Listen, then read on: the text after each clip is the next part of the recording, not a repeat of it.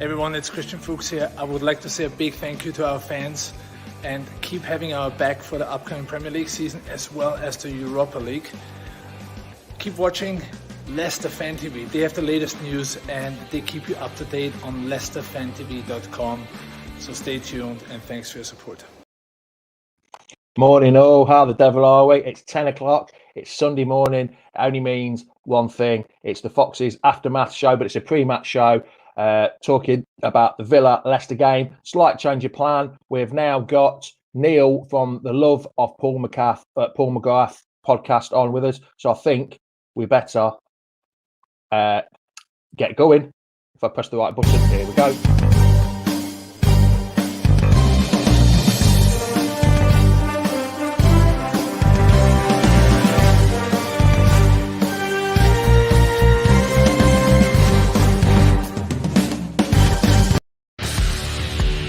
Welcome to Leicester Fan TV.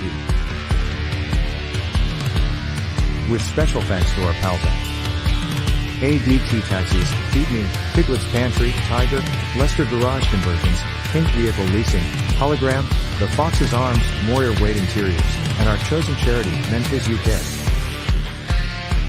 We bring you the fans' views on the match each week, and your views matter to us.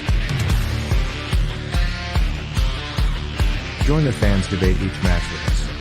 Follow us at Leicester Fan TV.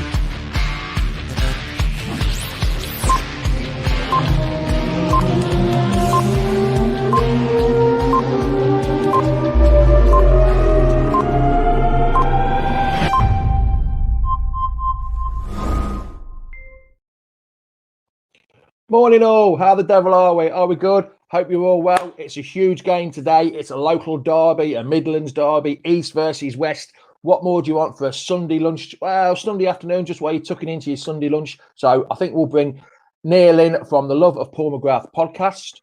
Here he is. Morning, Neil. How the devil are you? Morning, guys. How are you doing? I'm fine, pal. Hope you're well. Is it nice and cold down there in Southern Ireland for you? It is. I can see a blue sky for the first time in about 3 weeks, which is different, but still pretty freezing here. All right, yeah. It's pretty cold, is it there? It's not too bad in there over here in Alcudia, which is not too bad. So I'm quite nice here. It's not that bad. Right then, pal. Shall we get going? Shall we have a bit of a talk about the game? Yeah. So we'll start with Villa, as you're the home team. This was your team against Brighton, which was 0-0, wasn't it, if I remember rightly? Yes. 0-0, backs to the wall performance in the Villa, coming off a pretty raucous 16-17 day stretch where we had, I think it was 7 games in 20 days or something like that. It was something ridiculous, backlog of games from the time when we had the COVID outbreak and had to have some games cancelled and so on. But it was to be honest, which was pretty flat performance from Aston Villa that day against Brighton. Emiliano Martinez just literally invoking the spirit of Dino Zoff, Gordon Banks, whoever, you name all the great goalkeepers from years past. He's been our signing of the season, absolutely. And he basically paid for himself in that one game. He was absolutely outstanding. And we were lucky to come away with a point against Brighton. Yeah, we were lucky to come away with a point. From that team, what would your team be today? And injuries? What injuries have you got? Because there's been a couple of rumours that Grealish could be out and Martinez could be out. Is that right, or is that just silly rumours? Well, Martinez isn't out anyway. That's something that I certainly haven't heard. Jack Grealish, you've seen it on the internet. I think a lot of it stemmed from Matty Tarkett took him out of his fantasy Premier League team, and then the internet went nuts, as only the internet can do. Listen, nothing is confirmed on the Jack Grealish side of things yet. I personally haven't heard anything on it. Obviously, look, he's our talismanic Jack Grealish. He's up here behind me in a lovely pencil drawing that I got. I can't move my head out of the way. But he's, look, everybody knows what he is. He's taken the league by storm this year. He's been one of the best, one of the best attacking midfielders in the league this year, from chances created, from dribbles, from touches in the box, all this stuff. So obviously to be without him, if we are, as I said, nothing is confirmed. Dean Smith hasn't mentioned anything. The club have kept it really under wraps if that is the case. I expect him to line out today, as I said, but you know, it's a strange world we live in, and I suppose even in the light of trying to keep your cards close to your chest, maybe he doesn't. But I think the biggest one for us today is Matty Cash. Matty Cash will definitely be out, pulled up with a hamstring against Brighton, and being an absolute Trojan horse back there at right back. Been brilliant, tough tackling. Was he the one from Notts Forest? Yes, yeah. It was a 16 or 18 million we signed him from Notts Forest. Raised a few eyebrows at the time, the amount of money we spent on him, especially considering it was only one season he had at right back for Forest. But literally, it looks like you just cut this guy out of granite and put him into the Premier League. He seems really well suited, attacking right back, gets up and down, and does he like a tackle? It was meaty stuff, is what I would say. Is how I would say he tackles. Pardon the pun, but you've cashed in on him, then, have you? Yeah, very good. Absolutely. So much so that even, there was rumor or rumblings that, why not give him a look in the pre-Euro 2021 games to see if maybe he could offer something from England. Personally, I think it's probably a small bit too early for him. But then again, I prefer my Villa players. Well, we're doing well. I don't want my Villa players going anywhere on a plane. I want to keep them here, keep them COVID-free and keep everybody safe. But we're going to have an experienced deputy in there today, and Ahmed Mohammedi, an old dog for the long road, really. He's 33, 34 years of age, seen it all with Hull, Sunderland, and he played down the stretch for Aston Villa last year and played really, really well. Look, as I say, his legs are beginning to leave him a small bit. But in pre-season, Smith actually played him. We nicknamed him the Egyptian Beckenbauer because he went in centre half at times, and then there was likenesses to Philip Lamb because he played a couple of minutes in central midfield as well as he was kind of pushing on, but. And Mohammedi is what he is. He's got very good delivery from his right foot.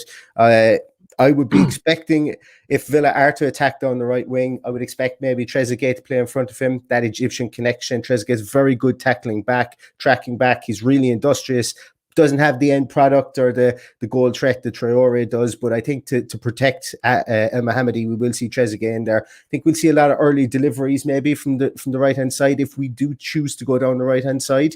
El Mohammedi he's got this wonderful right foot across from he gets maybe 10-15 yards over the halfway line, and with Watkins' pace, and obviously whoever plays, if Jack Grealish is on the left wing and Ross Barkley, he just delivers this beautiful whip ball, and it goes right into the corridor of uncertainty. And it's just something he's done throughout his career. And Dean Smith, is very much a man of, if it ain't broke, don't fix it. So he allows him to do that a lot from the right hand side. I agree with that. And that's probably what he's going to bring. Other changes, I think we might see a bit of a freshening up in midfield. We could see Marvelous Nakamba, the wonderfully named Marvelous Nakamba, in there. Marvelous. Yeah. He's been played sparingly for Villa this year, but Villa haven't conceded a goal while he's played. He's just an out-and-out defensive midfielder. Douglas Luiz obviously has broken into the Brazilian team since he's been with Aston Villa. There's talks that City will invoke their buyback clause on him at the end of the season. I don't know whether they will or not.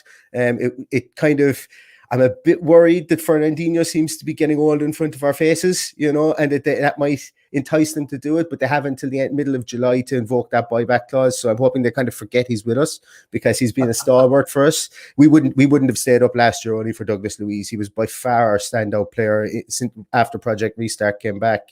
So I think the two of those are going to be in there. McGinn, I'm a huge fan. I love McGinn, absolutely love McGinn. He's one of my favourite players. I think he will start, and I just don't know, does Ross Barkley get in there? Put it this way, we could play any midfield three today. I suppose there's a lot of question marks, and it's going to be huge to kind of see the team sheet for Villa today. Dean Smith's very much a kind of a guy who trusts his first 11, but he's going to have to make changes today. Obviously, Matty Cash is going to be out. And that midfield three is going to be really interesting because that's where he has made changes when he's needed to rest players this season. It's been in that midfield three because they're so pivotal, because they allow teams get the ball in there and they kind of file back towards the edge of the area. And we really are we protect our defensive third more so than anything, and try and make teams kind of stop at our box and then play it into the box. We don't try not to allow teams to get runs on us and get in behind our two centre halves, even though they're very mobile. We try not to do that, and then let teams play it around the box a small bit, and that's been kind of the key to our success, I think, this year, is the fact that we can stifle teams 10, 15 yards outside our box and then allow players to get back. And then it's a case of, break the wall after that and see what you can do. Radio. You just mentioned about goals and stuff like that, but Zach, our American Fox, who dropped me a super chat, said, do you feel Villa have met or exceeded expectations with the goals at the start of the season? Oh, by far and away exceeded. Do you think so? Oh, absolutely. Like our preseason predictions, and most of the Villa preseason predictions were kind of saying, okay, we want to be safe with like 4 or 5 games to go. We're safe now, and we're looking at potentially one of the new Europa conference spots, maybe Europa League spot, whatever those, probably a bit too early for a team like Villa with the kind of squad depth that we have at the moment. Saying that, we do have deep pockets in our ownership, so I don't think it's going to be that big of an issue, depending on how the financial fair play ekes out next year with COVID and all that kind of stuff. But it's by far and away we've been a bit of a surprise package. I think ourselves and West Ham really have been the surprise packages, and we battled out in the last day of the season for Villa to stay up last year, and it was it's a testament to the two clubs. I think that what they've done, they've stuck with two British traditionally kind of British managers with traditional British tactics. I think really is what they've stuck with, and the two clubs have grown with stability. That's one of the big things West Ham didn't have. Certainly the biggest thing that Villa haven't had over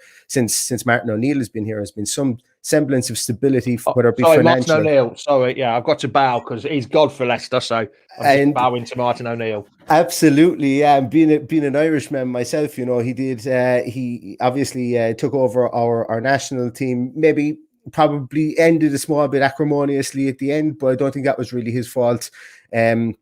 It was just the players weren't there. The FAI itself was in disarray, and I think everybody was just annoyed with each other for a finish. So it was kind of a different end for him. I don't think he wanted it to end like that. But with Aston Villa as well, it was kind of an acrimonious exit too. Randy Lerner pulled funding from him at the last minute, and he left 2 or 3 days before he played Newcastle the first day of the season, all because Aston Villa sold James Milner and only got, I think it was something like 10 million in Stephen Ireland in return, which was just like awful business at the time. I mean, you're saying you sold Milner. Somebody put a comment on here about Mark Albrighton. Yeah, that was another piece as well. That was absolutely another piece. How do we let him go for free? He's the most underrated player in that Premier League. He does the work, and then you've got rid of him. I mean, it's unbelievable. It really is. There was an article recently, just kind of cataloguing how poorly the upper management at the time treated him. I think he was a live wire for Aston Villa. What you're seeing with Michael Brighton now is what you got at Villa, except maybe with about 4 yards extra pace. He was grease lightning. Like himself and Gabriel Bonhor playing up top in those days were like, wow, like the pace was just frightening. And it was a big reason why why Martin O'Neill could play with like Stilian Petrov in midfield and with James Collins and Richard Dunn in the two centre halves, considering neither of the two of those have any pace whatsoever. Two very good defenders, but they didn't really have pace. And the reason we could do that is because we could defend deep with our two wingers and then break it at lightning, with those two guys. So also as well, somebody's just reminded me, you had wrong question. Where's it gone? You had Danny Drinkwater on loan for a short time from us as well, but didn't really go down. The statues have been built for him already, I think, out there. No, he was a disaster. I think the only goal he made for Aston Villa was actually a Man City goal, because he passed it to Mahrez. He passed it to Riyad Mahrez, and Mahrez scored. I think that was the only thing he contributed to the Villa cause. Yeah, he was pretty underwhelming. Wasn't there There was even allegations as well in training that one of the Villa players put a head in him and everything like that. You know, he wasn't really, or that he put a head in another Villa player and stuff. There just wasn't really kind of any chemistry or connection there. Look, the guy's struggling with certain things. I think he was pretty open and honest about that. And football was, you know, as he was kind of getting on in years 30, 31, football was obviously his passion, but it was kind of getting in the way of certain things he needs to sort out himself. And you know, I think he's back with Chelsea. You know, actually, I don't even know where he is, but it's not going to go down. He's in Turkey now. He's gone to Turkey on loan for the rest of the season. Yeah. While I was doing this morning, doing my stats and research, I didn't realise we've only beat you 5 times in the Premier League, and you've beat us 9. I didn't know that. There's been 23 games in the Premier League so far between us. We've won 5, and you've won 9, and the other 9 have been drawn as well. I didn't realise that. I thought we had a bit of a hoodoo over you, but it's not. It seems to be the other way around. It seems strange how the results have gone. It would be interesting to see how many of those wins have come since Jamie Vardy has played with Leicester, because we absolutely are terrified of Jamie Vardy. Even at 34 years of age, he is, and Iheanacho. Like, Iheanacho scores 2 or 3 goals a season. They all seem to come against Villa. You know, it's just one of these things. The amount of strikers out there that have their record, most amount of goals they've scored against teams in the Premier League against Villa is frightening. You know, and I think that Vardy and Iheanacho are definitely 2 of those guys that we fear. You know, I know we played you guys at the start of the season. I think Vardy was out. That was really that was huge. Was Ross Barkley. How much is Ross Barkley? How much do you miss him? And how much when he plays? Because he scored the winning goal against us. I think it was like the 115th minute. I think it was something stupid like that. I think the game kicked off on a Sunday night, and I think he scored Tuesday morning or something like that. Yeah, but it's that's a nuanced question. So prior to Ross Barkley getting injured at the start of December, middle of November, I think it was, we played Brighton. And he got injured. He was lights out. He was brilliant, transformed our attacking intent, made sure that teams couldn't double up on Grealish, was more or less actually playing as I'm going to kind of call it, I don't want to call it the Francesco Totti role, but you kind of know what I'm talking about. Much further forward, almost as a second striker, just kind of slightly withdrawn. He got injured, missed about I think it was 8 games. Over a short period of time. We had the COVID outbreak then as well. And since he's come back, I think a lot of fans are kind of, that we don't see the same kind of lung busting kind of performances. And to be honest with you, I think since the COVID break, we've been hot and cold. And I think it is because we had 14 players who tested positive. I think it was 14. It was over 10 anyway. I think it was up to 14 that tested positive. You know, I think we're seeing slight effects of it, not to the same degree as people like Newcastle and even some players from Man City, but with a small squad with Villa, you can see it in some players. I think he's definitely one. I don't know whether he tested positive or not, but he hasn't really gotten back up to those heady heights. Now, saying that, you know, with Ross Barkley throughout his career, and even that goal against Leicester, you know, at the last minute, he can pop up, he can slide one in from 20 yards. He's got a bag of tricks, you know. England international, played at the top level, been a bit injury prone and so on. But he's somebody that if he plays today, and there is a question mark as to whether he will play today with maybe a formational change, there may be a slight formational change that Nakamba might come in. It might be him that loses out. I personally don't mind him playing. I don't think he's really been as bad as some people think throughout the course of the last few games. I suppose I'd like to get him on the ball more, but I think that's just been synonymous of the way the Villa have played, and we've been kind of lackluster in a couple of games recently, and we need to be really kind of flowing forward for him to be at his best, because he's that pivot at the top that allows Ollie Watkins that small bit of freedom. But and Ollie Watkins is somebody I think that is, like, when we spoke about Jamie Vardy, he did his apprenticeship in the lower leagues, and then obviously has, you know, completely blown the Premier League out of the water since he's gotten there. I think we're seeing something similar, to not to the same effect, but we're seeing a similar trajectory in Ollie Watkins. Stayed at Exeter a small bit longer than he probably should have. Stayed at Brentford a small bit longer. Then, like, he rejected moves last year. One of them apparently to Aston Villa as well for about 12 million, and we signed him for like 28 this year.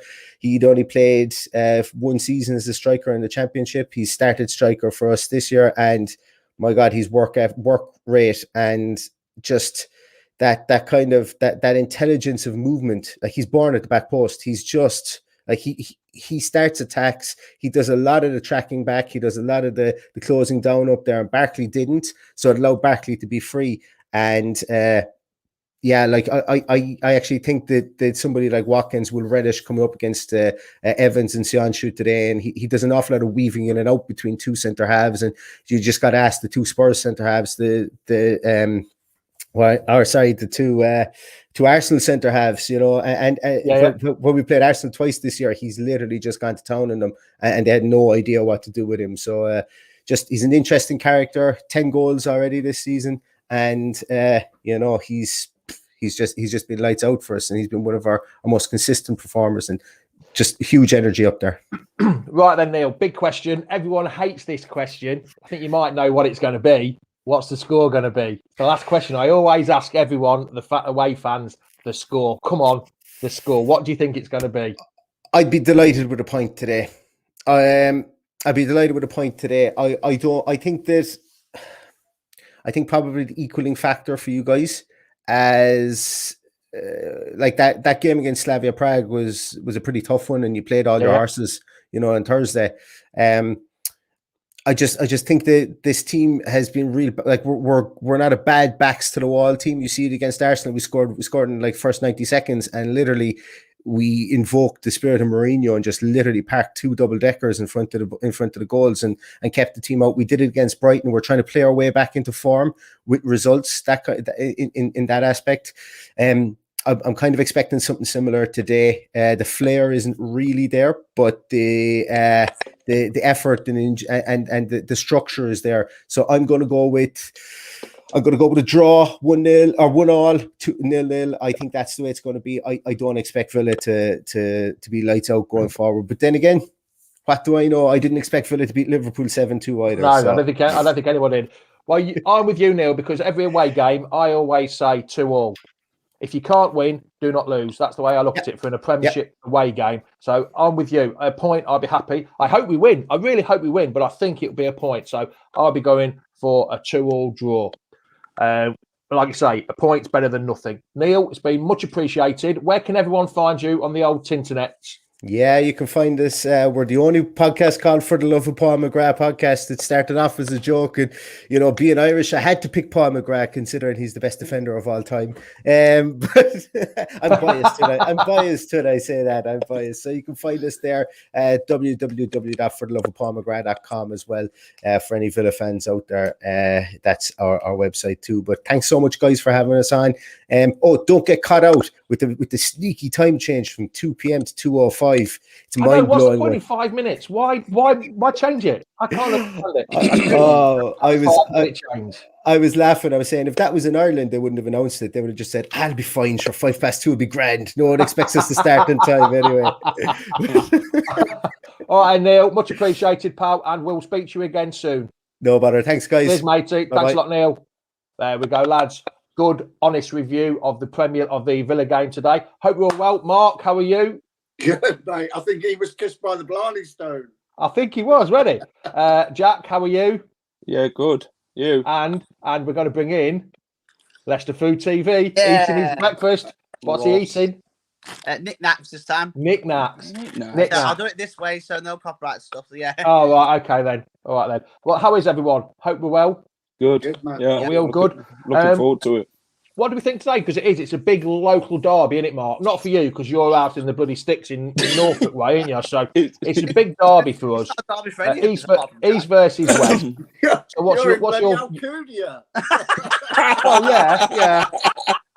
yeah. I am the furthest one away, ain't I? I'm the foreign correspondent this morning. So come on then, Mark. What do you think today then? 3-0. 3-0. You're that confident here, Mark. Yeah. Straight in there. 3-0. What more do you need? What are you laughing at, Jack? That's not.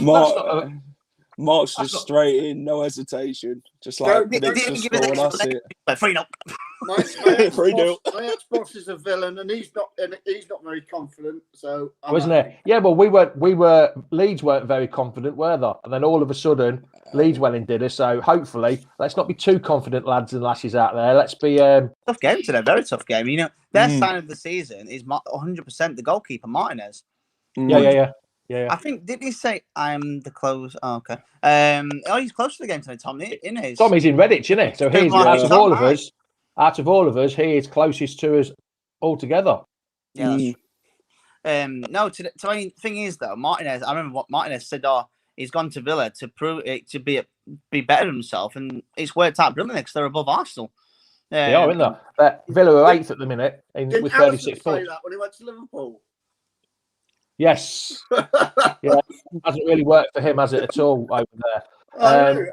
I do like his clown shoes.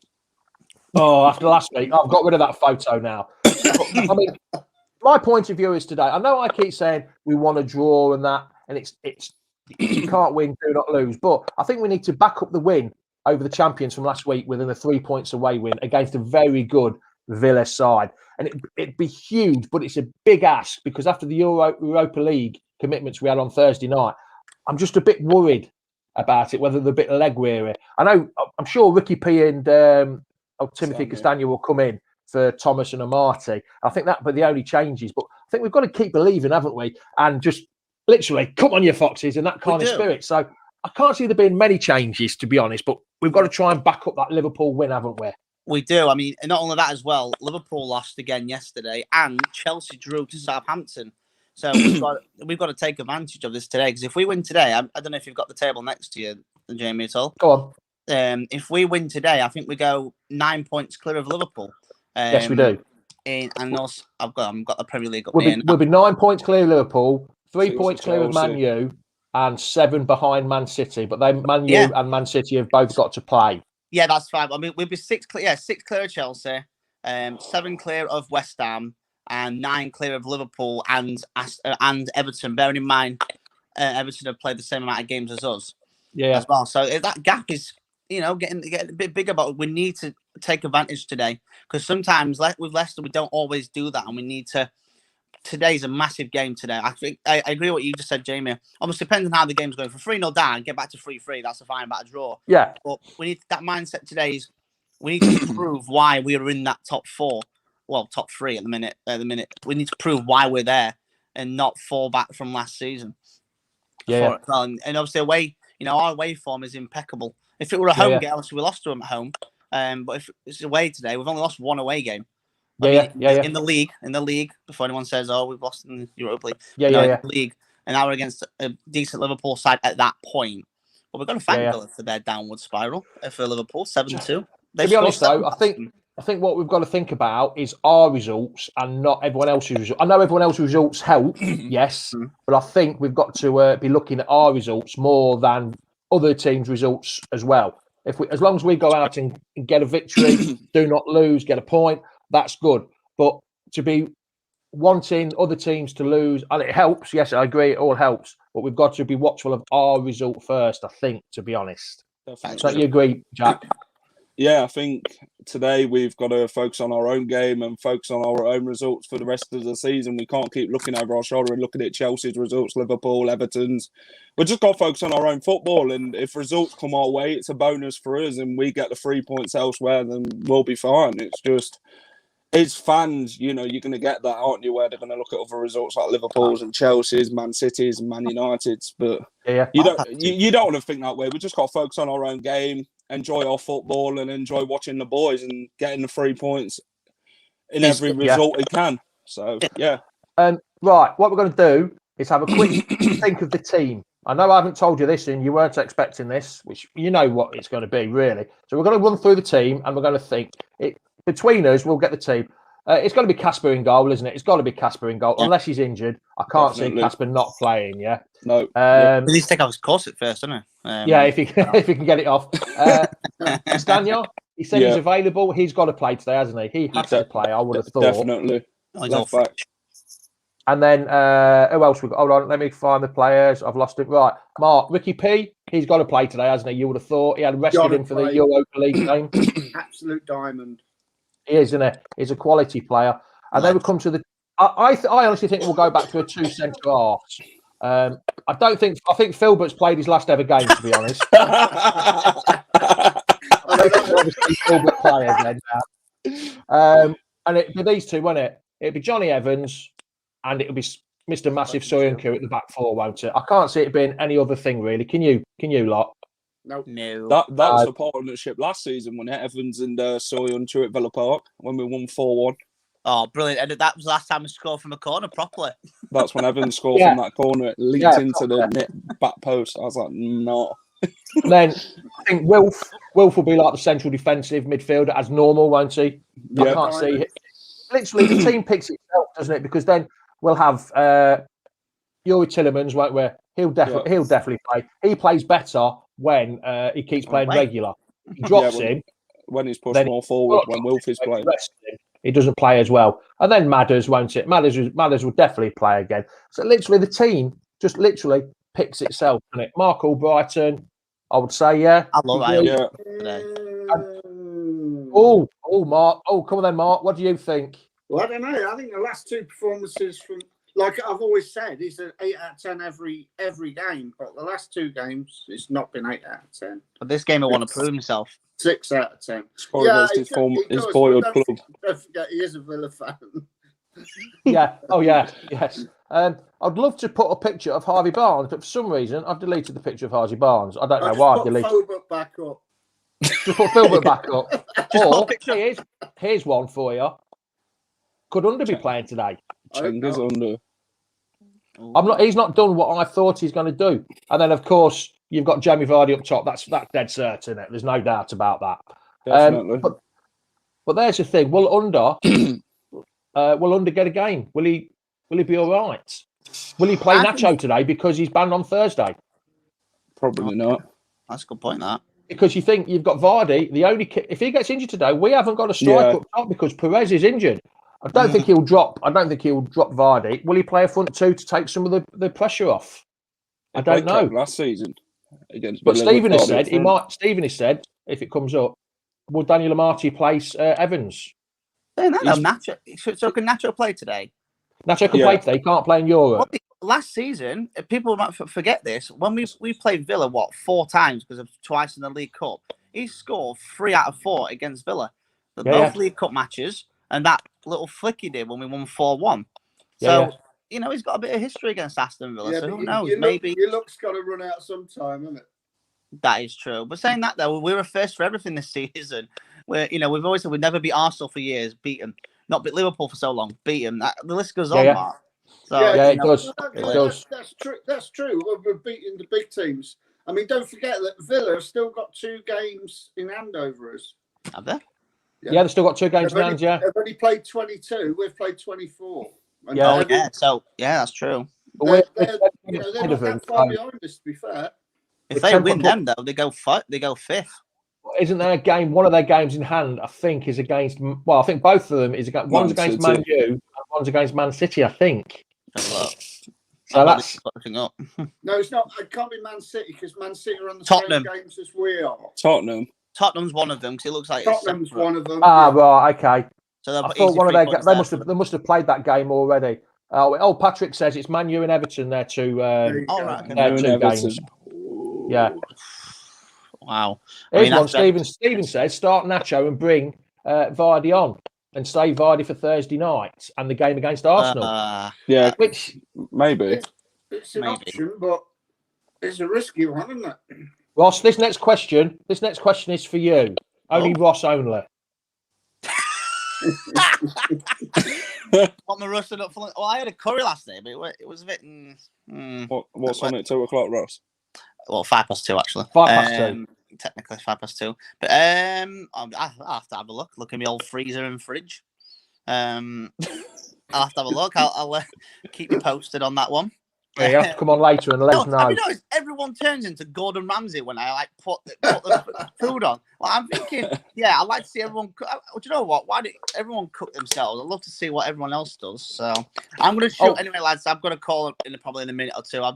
There's loads of between calls. So I thought I'd come on now and say my piece. All right, then, pal. Are you going to sort your breakfast out or your dinner out, whatever you're thinking of? So. Your knickknacks, your Chris. Other Chris are available though, Ross. That way. But anyways, I'll see you all in a bit. Well, then we'll see you later, pal. See you later, mate. I'm coughing now after that, thinking of crisps.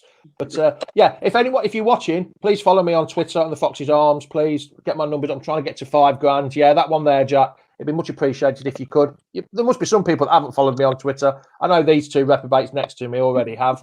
But yeah, so just follow me on Twitter, please. It would be great. Right. Hold on. Wrong one. Oh, yeah. They're all about Ross. All his food. This is meant to be a Leicester show. We're talking about food. Fridge Raiders. Ribs for Ross. Ribs. You can't see his ribs because his abs cover them. And then the barrel covers his six pack. So yeah. Right then, come on then, lads. I know Mark said 3-0, but Jack, you sort of scooted past it. You didn't say anything, did you? So what score are you going to go for?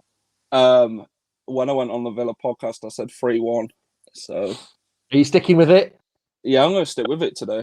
I'm going to go with it. I think they'll get one. If anyone's going to score for them, it'll either be Barkley or Grealish. So yeah. Next one with you, Jack. I keep calling you Ross then. Sorry. I insulted you, Ross. I insulted you then, calling you Ross. That's all right. So yeah. Austin, I think he's getting a bit like Sean is, I think. 6-0. Yeah, I'd love it if it was. Can you imagine that? Oh, everyone's going Tom. Oh, Tom on Daddy Daycare today, 2-1. LCFC Grey, 2-1. So we're all going for confidence results. If they get sent off, probably will be 6. Terry wants to know, what was the podcast you were on? It's on the 7,500 to Halt podcast. I will send the link in the Facebook page after this, and it'd be worth a listen for sure. It was a great chat with the bloke the other day. So check it out, and you won't be disappointed. That's the word. That's the word you were looking at, weren't you? Disappointed. Adrian just said about, isn't Grealish out for 5 weeks? It is, I don't know. Neil didn't seem to think so, did he? Unless they're keeping it a bit quiet. Dean Smith didn't confirm anything, so I'm not sure. No. I text my old boss, who's a villain, last night, and he'd heard plenty of rumblings, but he couldn't confirm anything. But he did say, keep your fingers crossed. You'll see. He never gets injured, though, does he, Grealish? Well, no, he doesn't, does he? No. The amount of fouls he hasn't. No one does him. Just Adrian Branley, are you still watching? Just say yes or no if you're still watching, because I've got some news for you, Adrian Branley. If you're still watching, just put yes or no, and then I've got something to tell you. I want to tell you why you're here. It's about the watch along later on. What's the weather forecast, Jamie? The weather forecast is not too bad actually. The sun's out. Let's have a look out the window. The sun's out. It's a little bit windy. Yes. Oh, Adrian Bramley is here. Where is he? He's gone. He was here. Adrian Bramley. We have got Mark Draper on this afternoon on the pre-show. A former villain, former Leicester, former Notts County, former everyone, I think. So Adrian Bramley, who put me in touch with him months and months ago. Cheers, Adrian, for that. I got in touch with him and he's on today. So you could come on and have a little chat with your old buddy, Adrian. That's all I wanted to know now. That was it. I just wanted to make sure he heard me tell him. I won't call it on the new weather reporter, but let's see what happens. Jason took it. That's rubbish happens a lot. Let's throw out our best players being injured. I think he's right. You throw a few curveballs in, don't you? Apparently, Grealish had a problem with his shins. Yeah, probably everyone keeps kicking him, but not hard enough. I shouldn't really say that, should I? That's not nice, is it? That's not very in the spirit of football. Oh, sod it. Yeah, everyone kick him. Shouldn't really say that, should I? That's not nice, is it? All that Draper was all that hype and build up. Yes, Adrian, I just wanted to make sure you knew all about it, pal, so you didn't miss out. Oh, Adam's got Martin Tyler on his podcast. Jack, that's one step up from you, isn't it? We've gone from Jack to Martin Tyler. I like Martin Tyler's commentary. Yeah, but I got Natalie Sawyer on mine though, Adam. Yes. So did you as well, but I had Natalie Sawyer on mine. Day 11 and 11 is heaven. 11 is heaven. I bet he won't be saying that. I was loving that season. Right then, lads, I'm going to love you and leave you. So, Mark, what did you do? So you went straight in with a 3-0, didn't you, pal? Straight in with a 3-0, mate. And who do you think? Go on then. Your first goal scorer, and you've got to stick with it when the team news comes out. I got pretty close against Liverpool, didn't I? Because I said Barnes and Vardy. It was just Maddison that rocks it a bit. But I'll go with the same two. Righty-o. Well, there will be three, but yeah, the first two. I only want the first one, Mark. I don't need to know everyone, pal. Barnes. If you get all 3 goal scorers, then I want you to pick my lottery numbers next week, please, pal. Mate, I've got a 4 Acker going today that's going to win me 440 quid. Ooh. Who's on, Mark? Go on then, quickly. Go on, tell us. Obviously, Leicester to beat Villa. Yeah. Newcastle to win. I can't remember. I tell you what, have a look at your betting slip and come back later on and tell us, pal. Yeah, Mark, I can't at the minute because I'm on my phone. Mark's top picks. Is that just old age creeping in a bit that you can't remember things? You need to write them down. Yes, Phil. If this wasn't a family show, you know what I'll be telling you to do now. Right, I'll see you later. See you later, Mark. I'll see you at half-time. Or before the show. See you, Mark. See you later. Oh, dear me. I wondered why he said Phil for a split second. I had to wonder why he said cracks me up. As soon as he said it, a second later, I thought, I know why he said that now. But yeah. So, and you're sticking with your 3-1, are you, Jack? Yeah? Yep, definitely. I'm going to go for Brighton to score first. Brighton. Let's hope he starts. I think he will. I think we know roughly what the team will be, to be honest. Yeah, it just picks itself and just 2 players will come in who you know is going to come in. So, apart from that, I'll be happy with it. Hold on, mate. Hold on. Something like, he doesn't need kicking Jamie, he just falls over. I think we all know who that comment's about, isn't it? G, yeah. Yeah, old Slippy G. Ross. Come on, you foxes. Yes, Ross. Make sure, please like and share and comment this video. When it's being put up, please comment on this video afterwards. It helps us. It much appreciated, all the comments. We see them all. We like them all. So just please put the comments up in the once the video's uploaded on YouTube. Much appreciated. Right then, I called you Ross again, Ross. Then. Why did I call you Ross for? I think I'm the one. I ain't coming on here no more. I've had enough. I think I'm the one with the old timers, unfortunately. Right then, mate. Old age. Right then, Jack, I shall see you later, pal. Yeah, I'll see you later, mate. Have fun. Right, there we go. End of show. Cheers for watching. Much appreciated to Neil for coming on from the Love of Paul McGrath pod. Been great talking about Villa. I know I didn't get a lot to say about it, but we heard a lot more about Villa.